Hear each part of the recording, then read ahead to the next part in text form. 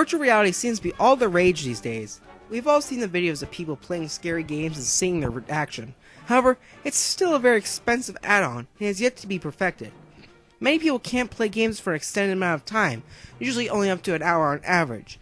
Anymore, they may experience nausea, eye strain, or fatigue from the weight of the headset. The only console that seems to be on track at mastering VR is Sony with PlayStation VR. Microsoft nor Nintendo has given it any attempt in the market. It must be said that Nintendo has dwelled in the gaming inside a headset before with the Virtual Boy, but it just didn't meet up to anyone's expectations and eventually faded from the market. Many people believe after the blunder that Nintendo would never dive into the VR market. However, with a recent interview with Nintendo's president Natsumi Kimishima, he stated Nintendo has indeed considered adding VR to their upcoming console, the Nintendo Switch. The only reason it is not going to be included day one is because they want to be able to let the player play for hours on end. Not only has Kimishima stated this, but even the legendary game creator Shigeru Miyamoto has said that Nintendo has the core technology to develop VR. He also added that Nintendo wants their VR to be affordable and carries value and can be played for multiple hours at a time. The IGN article will be in the description below for you guys to check out. Now, with this revelation that Nintendo does indeed have interest in VR, it has given me some thoughts on what Nintendo franchise would work best in the virtual reality world. I've come up with 3 Nintendo franchises that may work the best in VR and go head to head with PlayStation VR. Just for context, I have never tried virtual reality of any kind, so I may not know all the ins and outs of this section of the market. So, let's get started. Animal Crossing would be a great candidate for VR. It's a very relaxed city simulating game that doesn't need to be played for hours and may be good first attempt at the VR world. Animal Crossing is a very popular and addictive game. It hasn't been a console version of Animal Crossing since the first on the Nintendo GameCube. It has been a great way to get all ages of Nintendo fans to play and experience VR.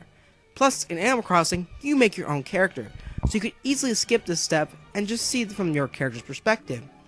There could be a lot of replay value in Animal Crossing VR, something many other VR titles lack, at most are just a once and done experience. One of Nintendo's AAA franchises that hasn't had a mainline game in almost a decade, and would be a perfect choice for Nintendo VR, is the beloved Metroid franchise. You will be playing the role of the famous bounty hunter Samus Aran, and in a space adventure in VR is something that has yet to be done. It may be easy to play as you would be looking through your Samus's helmet, and have some of these edges blocked to help prevent nausea. This could have some good value and have a long campaign, and would not be a 30-minute video game like other VR titles. Nintendo fans would lose their minds, and it'd be also bringing other gamers who like VR and like the sci-fi elements. They could even add some horror elements to bring in the shock factor. Lastly, the series is one of Nintendo's hottest franchises that's dominated the market, the handhelds, for 2 decades, and has now dominated the mobile market last year with one single app. Thus, one would think that would be dominating in the virtual reality market, and that's none other than Pokemon. People love catching Pokemon in augmented reality for hours and at various locations, but there was something still missing, and no one truly felt in the world of Pokemon. This could bring the dreams of those who played Pokemon throughout the 2 decades to reality. Pun intended. The idea of having Eevee running in the meadow with you or flying on the back of Charizard would be a dream come true. This would bring in the large Pokemon fan base into the VR market. Now, I do not know how realistic this is, as there's over 700 Pokemon and may be cost effective to go this route, but this is the market there for players to play. In most Pokemon games besides Red, the main character has just been a silent protagonist and has never reappeared in any other game, thus making this a perfect game for VR. Whether Nintendo decides that these gaming franchises will be perfect fit for virtual reality, we're still a long way off from any notion of Nintendo releasing a VR device. Nintendo is an innovator in the gaming industry, and that has been its uniqueness and has been beneficial and has been detrimental to them. However, this is the brand new Nintendo that we are entering.